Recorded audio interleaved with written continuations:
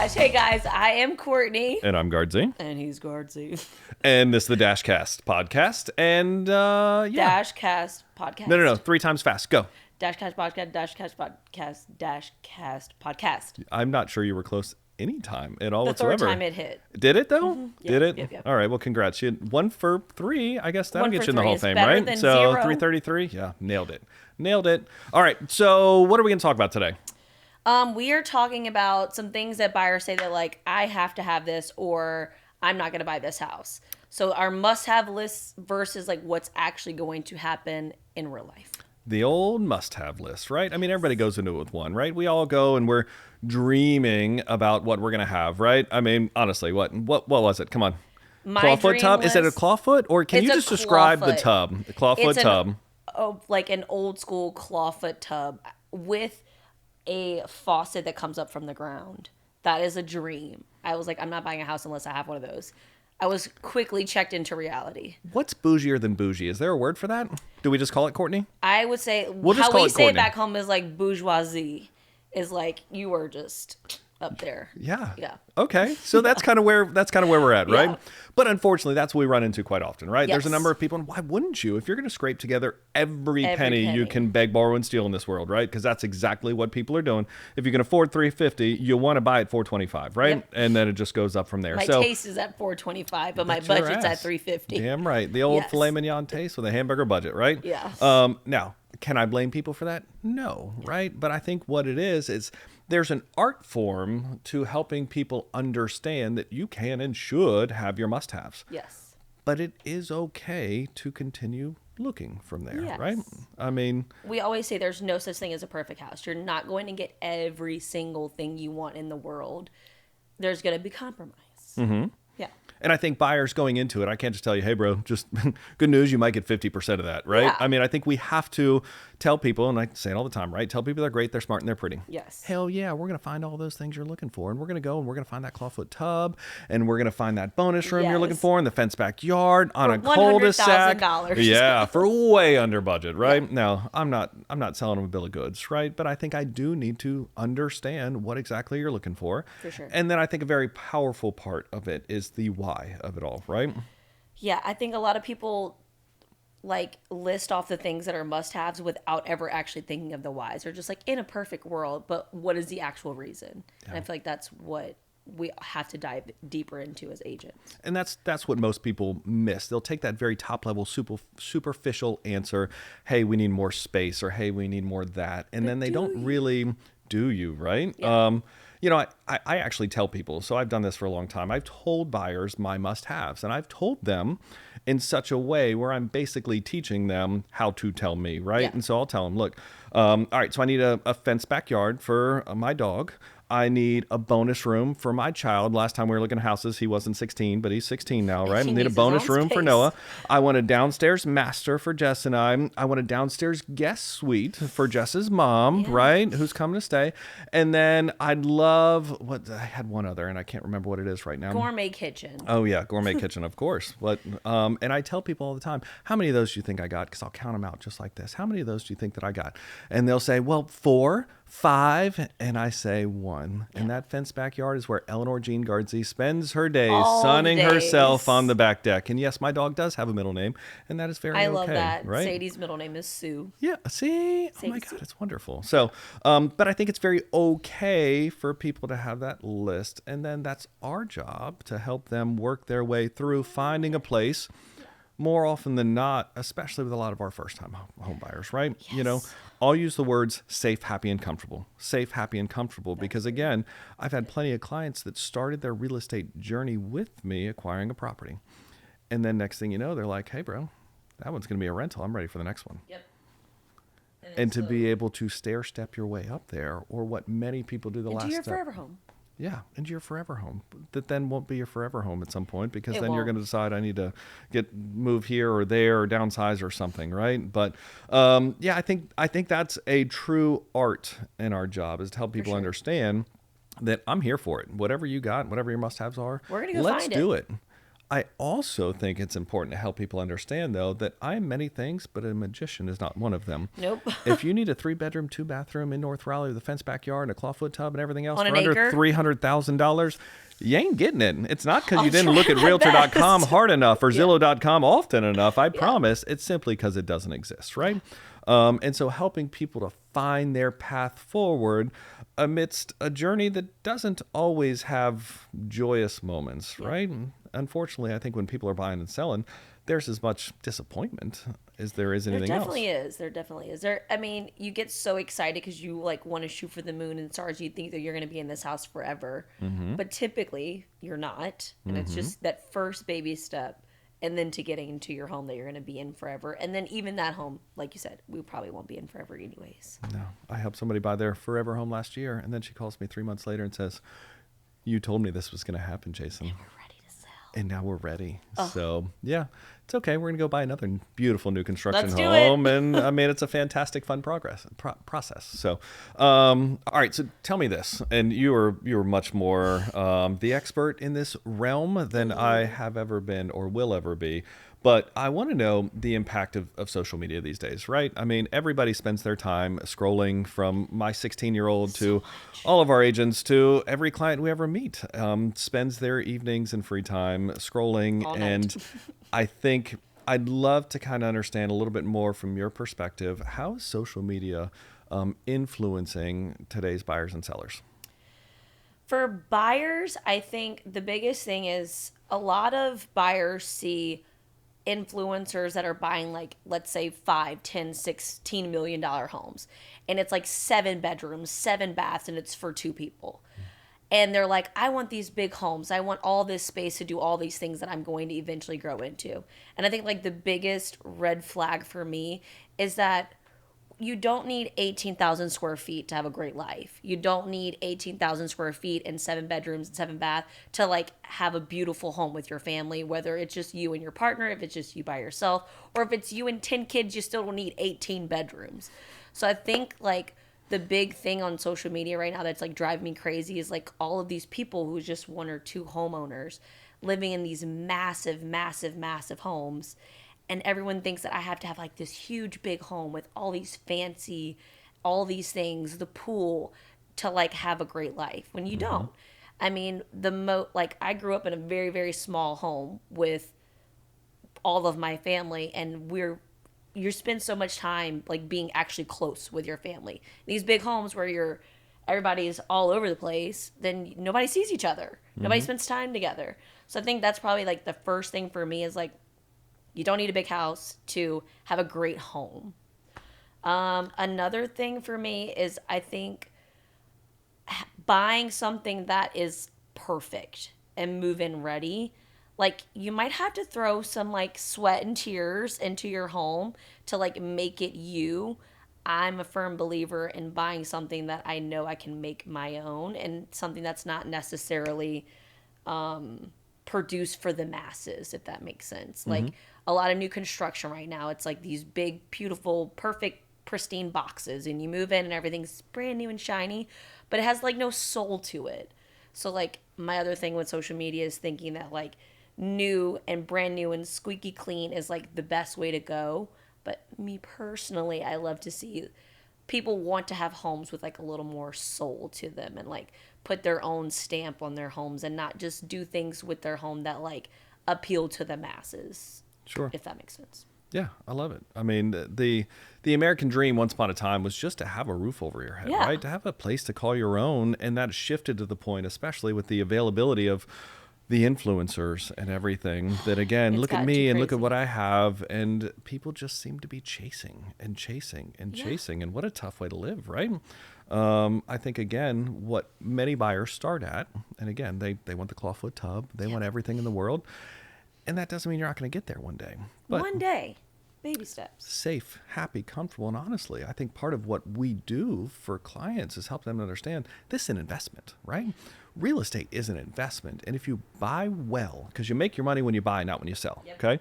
When you buy, not when you sell. If you get a good deal and you make good money when you buy, when it comes time to sell, look, we're golden. It's gravy, right? And so I think what people have to understand is this is as much an investment as it is a place to call home. And if done well, you can nail both fronts. So fantastic. Good. I appreciate the insight on social media because, again, it's not necessarily my forte. It's one of those things that I'm like, I get burnt out sometimes. It's just too much. It's an evolving process. It's just so, it's a whole nother world. And again, I think the deeper people go and the more time they spend, and yeah. The more stress they get, I think, personally. Sure. The more I scroll and the more I try to learn about everything in terms of like buyers that attracts their attention or doesn't, like I get so overwhelmed because there's just so much. And I feel like on the other side with sellers, they are still living in this whole other world where it's, I can just put my house up for sale and someone's going to buy it.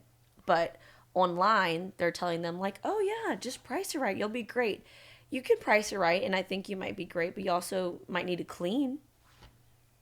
You might need to take some photos off the wall and do, clean the tub out or the toilet or something like that. So I think social media has also let sellers think that it's okay to just throw up your house for sale without doing some prep work. And I feel like us at Dash always like to make sure that we're making sure our clients know all the pros and cons of everything and that they're always putting their best foot forward and having that first good impression. So doing prep work is not necessarily always something that's going to be a necessity, but we always are going to preach to them, we're trying to make the best first impression. So whatever social media is telling you that, oh, you have to go spend $10,000 to upgrade your kitchen and you have to go spend $40,000 on a new lawn and you should put a pool in the back because it's going to give you an extra $150,000. We're just going to tell them like, hey, let's just clean up.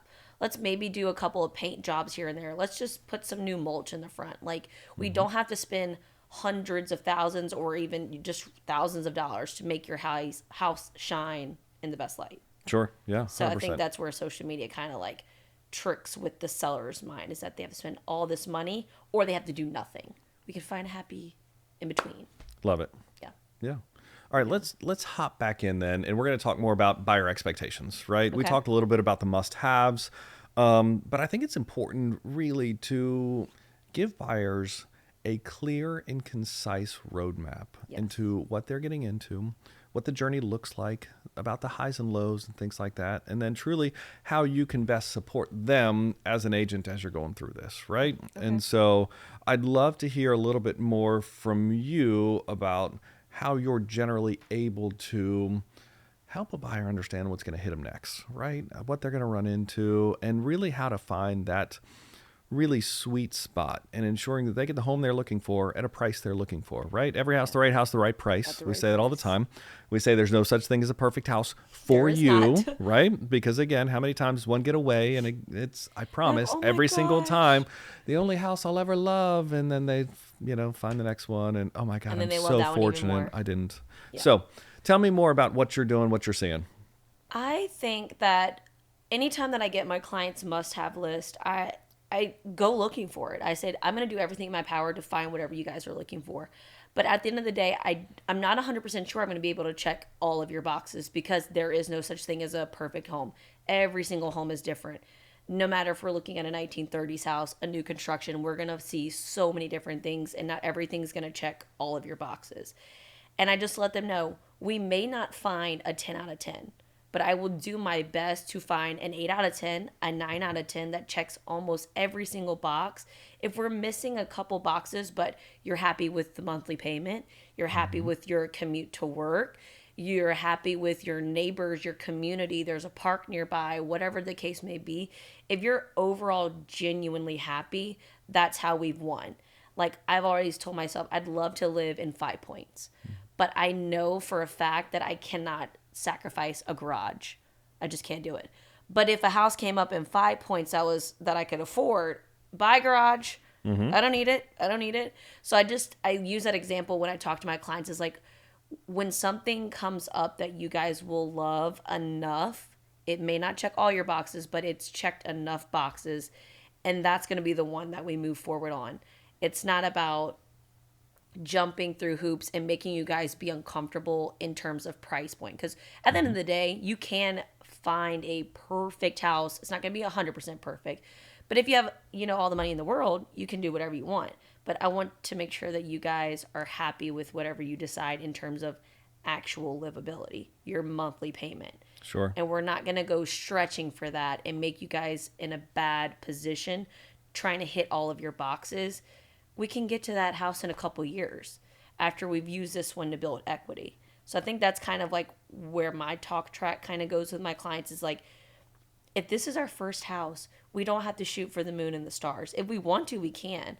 But let's build our life here. And then in a couple years, we go build our life somewhere else. And then you're going to continuously have these stepping stones until you're somewhere where you're like, I've worked so hard to get to where I'm at now. And I feel like that's kind of where I just make sure that they know we're going to do everything we can to make you happy, but there's not always going to be that perfect house at that perfect price point. But if you love it enough and you're happy with the monthly, then I got you.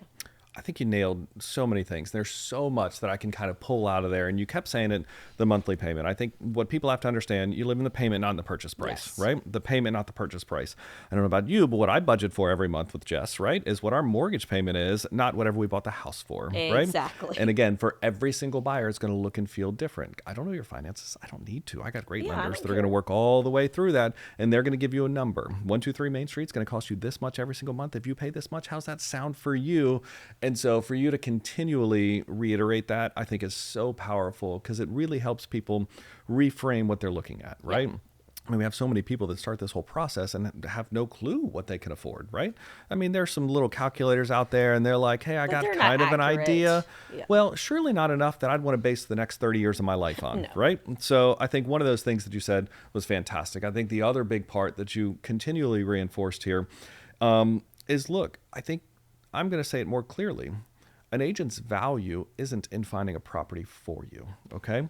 We are not magicians. I cannot create that perfect house for you at just the amount of money you want to pay, right?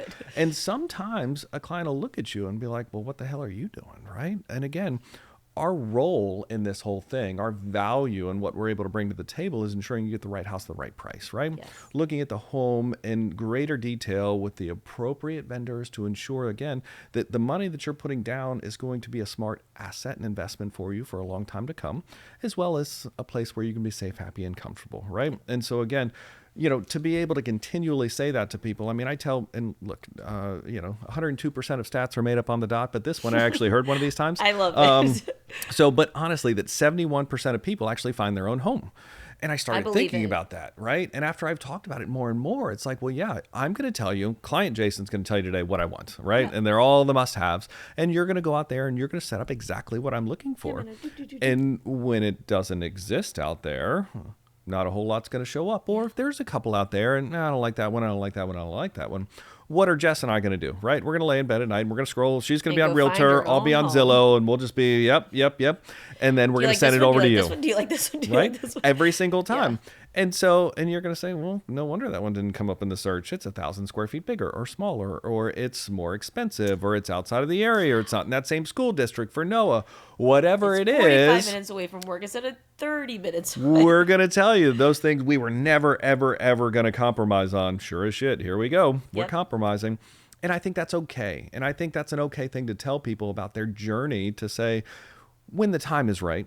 Because you can't just tell you day one, hey, bro, not getting most of those things. Gotta build but that there trust. is a time when you can help people understand safe, happy, and comfortable is important, right? A quality investment is important. Getting you the home that you want and that you need at this moment is paramount. And ensuring, again, it's a smart investment for you and that we put you in a place to win, not only with this house, but long term, right? Long-term, whether that is your house for the next 50 years or whether you call me in 6 months and tell me, hey, JK, time to sell it, right? But I love how you said, like, in this moment, this house might make sense for you. It might not make sense for you in 5 years. It might not make sense for you in 6 months. But in this moment, we're going to find what makes sense for you and your family, or just you. Who cares? Whoever's moving into the house, I don't care.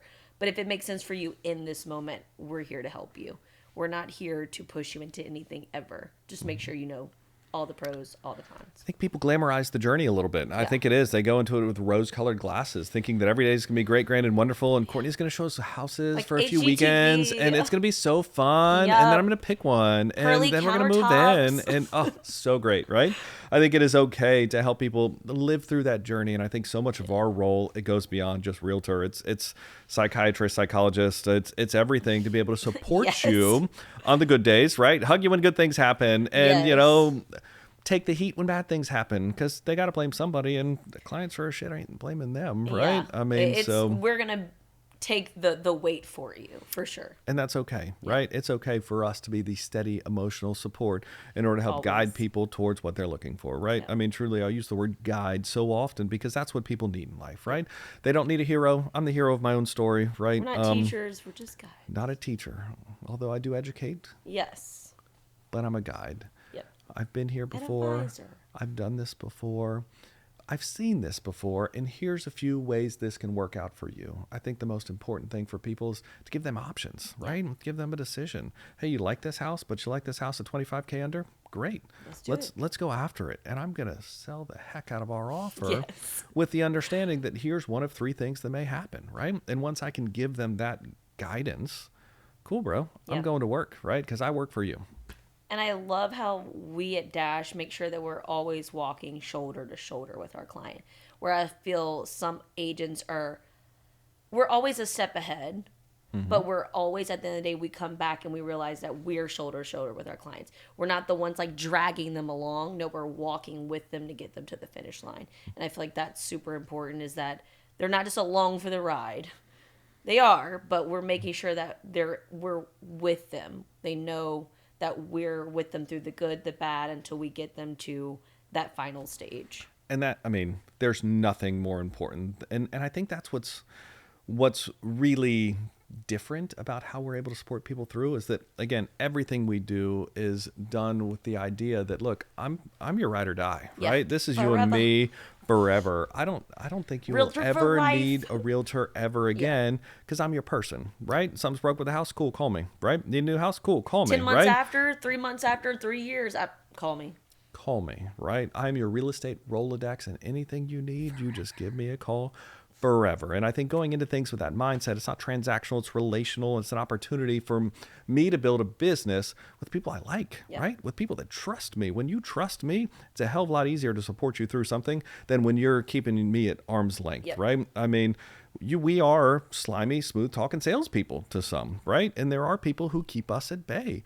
And there are people who, in a moment's notice, when emotions are already high, when you're talking about every penny you can beg, borrow, and steal in this world, then when that emotion shifts, you find yourself on the other side of the table very, very quickly, right? And so again, so much of what we do and so much of what we talk about is ensuring that we're guiding you through the process, helping you to understand that it's not all going to be good days, right? But we're going to help you see what's going to hit you before it hits you.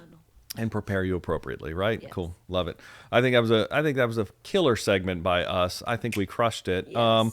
What are we going to talk about next? Okay, so the next thing that we're going to talk about is how we can best set up new agents for success. Like, what are the big things that we want to make sure we really hone in, that they understand is going to be crucial to them being good and great and fantastic and reliable 5-star agents. What a stellar conversation topic. Yes. Why do you feel like we're so well suited to do this? Great question. So I am a success partner here at Dash Carolina, and Gardze is the dude that trained you 4 years ago. Yes. That's all I was leading into. This is for me. This is not for you. That whole lead in was just for me to give you a little bit of shit here. But no, you spend every day. I mean, what do we have? Like 20 agents a month-ish, 25 agents a month to join us. And I think any agent, their expectation is, I need everything, right? Everything. They demand, as well they should, because this is an individual agent's business, right? Yep. This is not my business or your business. That is their business, right? 100%. And they're choosing a brokerage to partner with. Yep. And with that choice comes a level of responsibility for both the brokerage and the agent, right? Yes. And so from a brokerage standpoint, I think what we've done better than many, right? And I think there are, I don't always try and toot our horn or whatever, but by God, our onboarding program, the number of seasoned agents that support our newer agents by way of a shadowing program, by way of support and availability, the market analysts that we have that are available at a moment's notice. I mean, the level of support that we give a new agent is absolutely everything they need, right? Absolutely. Yeah. Because they're the guide and what, they pass 150 hours of real estate school, and all of a sudden it's like, all right, bro, go help somebody with all the money they got in this world and try and figure out if that's a good deal or not, right? Yeah. So I think what we give them is everything they need, right? But I'd love to hear a little bit more, because that's currently your day-to-day, right? Yes. You spend your day-to-day more often than not right now helping our newest agents. We get 25 or so through the door every single month. Tell me more about what are some of the things you tell them day one, and then tell me more about some of the things before you pat them on the butt and send them out to their first time with clients, right? So just give me a little of that, just knowledge bomb. Just drop it right here. What do you got? I think the first thing that we teach inward is we give so much to our agents, and we 100% expect them to always give back. So I think the first thing that I always tell them is, like, we're going to expect a lot out of you. If you don't want to be held accountable, this is not the brokerage for you.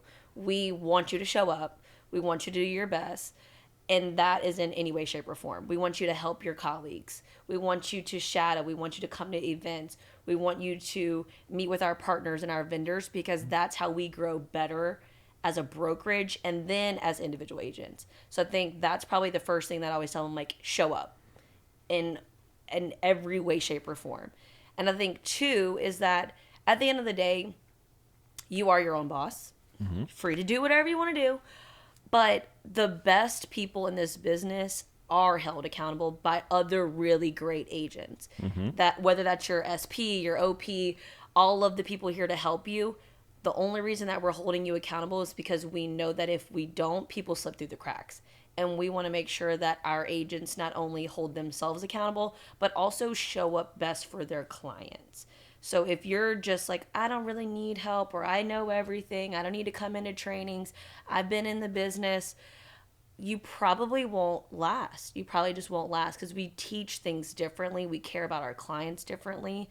So if you think that you're above learning all the time, then I don't think that that's going to be something that's going to make you a great agent. We have to learn and be open to learning 24/7. I don't think any agent at Dash, whether they've been in real estate for 30 years or 2 months, can say that they have stopped learning. Like, it's literally all day, every single day. So I'm like, show up, whether that's for yourself, for your team, for your brokerage, for your clients, show up and be the best version of yourself. And then 2, I will say, be open to learning and failing 24/7 until real estate is not your thing forever. Nailed it. And look, we don't demand that you come to anything, because why would we? Either you're going to be one of us or don't be one of us, right? But you know what I think is unique to us at Dash is this. We're the largest independent brokerage, and I don't know how big we are as compared to so many others, but we don't have the brand recognition that many others do. Therefore, one single agent who's out there pounding the pavement, showing clients houses and doing things, is so many individuals' representation, their only knowledge base of who we are and what we're about. And so it's paramount that we have agents that are trained the right way and supported the right way, because God knows you don't know everything when you're starting out, right? You don't know everything after you've been in there for years, right? I mean, there's a level of mastery, and you nailed it, that just continues this learning and this growth and this development forever and ever and ever. But we have it a little tougher than most places. I'll just call it what it is, right? Because we have to continually provide the only knowledge base you'll know of Dash with every single interaction you ever have with a Dash agent, right? We don't have that market base across the nation. We don't have this big understanding, although we are the largest independent brokerage and one of the largest in the triangle here. We've done, I think almost 1,700 transactions just last year, but still you talk to a lot of people, right? We'll golf clap for that. That's right. But it's almost like we have to be held at a higher standard. And that pays dividends for our agents. I think either you want to be a part of that and you want to be that iron that sharpens iron, or look, there's plenty of other places. And I'm not going to say that we're the right brokerage for you. There's plenty of great brokerages out there. For sure. But I feel like it's also making sure that we're not requiring you. We want you to want it.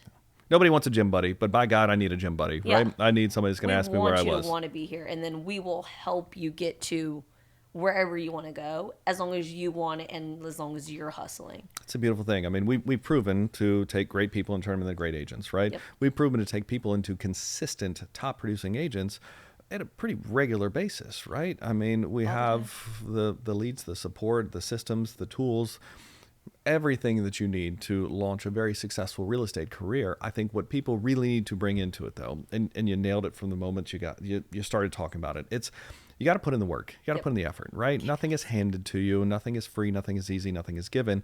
The expectation is either you want to be one of us and you want to kick ass and reach whatever your definition of a dash is, or you just don't. So great stuff. I really appreciate kind of how you laid that out there. I think you put the simplicity in all of it that just simply says, if you want it, we got it. Yep. But we're not going to chase you, right? No, definitely not. What do you think is the one thing that through your 4 years, 4, 5, 6 years, I don't even know at this point, lots of years. Lots of years. Of training agents that you has seen be the most effective way to like light their fire? I'll tell you, I mean, the great agents come in with a level of tenacity, generally speaking, that's beyond others, right? I mean, they come in with that. It's innate, right? People are winners, right? I mean, we are in sales roles and people like to win in sales. I know several individuals who have very successful real estate careers that aren't necessarily salespeople per se, right? But at the same point, that work ethic, that drive, that care, compassion, concern for those around you. I mean, we're helping people find a home and a safe space, right? Lives. I mean, it's a very rewarding career in so many ways for people. So I think, again, people have to come in with, I'll continue to use the word tenacity. Like they have to want it. They have to have a drive. But I'll tell you, real estate's a lonely business. Real estate is a tough business as you're continuing to just live in between your two ears sometimes. And that's a tough place to be, right? So many of the people that are out of our industry very quickly, it's not because they didn't have the lead count to support them or even the systems or tools or anything, but you got to know that somebody cares about you. Yeah. You got to go out and get people. I think one of the things you and I do well, and I think it is something that becomes natural, is I mean, we care. I think why we've succeeded in our roles is because we've gone out of the way to tell some people like, hey, today was a good day for you. They might not see it, right? But hey, you had your first time out there with a stranger you met off the internet, and guess what? They want to see you again. They actually showed up. You crushed it, right? Yeah, they showed up. They liked you, and they want to see you again. Are you kidding me? You are winning right now, right? It's those baby steps. It's those little things along the way where you have to reward yourself some, right? Where you have to see what those things are. And I think where we're really good at is helping people understand, like, today was a good day, you know? Give them a little bit of you know confidence. What? You can clock out today knowing that you did what you needed to build your business and feed your family. Pat yourself on the back and go have time with your family, right? Because again, this business will take every second you're willing to devote to it. But and more. when we can take individuals who have proven to become great agents and put them in front of our newer agents on a very regular basis, and then we can go out and get our good agents that are new and tell them, hey, dude, we love you. We're happy you're here. And we're happy that you're out there making us look great in the market too. And we're happy that you love what you're doing, right? I think so much of that care, compassion, and concern that we put into people shows in the fact that really people don't leave us and go other places. Yeah, everybody wants to be part of a community. You can there's higher splits elsewhere, right? I promise there's probably better tools and I don't know, not cooler people, not cooler people. Yeah, not cooler people, no. And probably not support, but I'm telling you, like there are other places that are great. But I think what we're able to do is really spend the time and energy caring about people, caring about their why, caring about what drives them, caring about their dash and what that should look like. I'm not going to tell you. Conveyor belt. Yeah, no, if you don't sell 3 houses this month, then you're out of here, buddy. No, it's, hey, Which is crazy. Why are you here? What are you doing? What do you do when you go home at What are night? your goals? And why do you want to succeed in this business, right? So I think that's the best way I can answer that question for you. Is that fair? Love it. Chef's kiss. All right. Last thing then, we're gonna wrap this bad boy up. I think the important part is, wrap it up here. It's a wrap, people. I think we're gonna do this again sometime, Yes, probably, of right? course. I think there's Ample opportunity for us in the future. More DASHcast Podcast. Say that 5 times fast on the outro here. Let's hear it. No, come on. Give me 5. Let's go. Okay, DASHcast Podcast. DASHcast Podcast. DASHcast Podcast. DASHcast Podcast. DASHcast Podcast. DASHcast Podcast. I got at least 3 out of 5. I was pretty close. Closer I think than it you. was 2. All right. Nailed it. That was 2 out of 5. Great podcast. Good stuff. Yeah.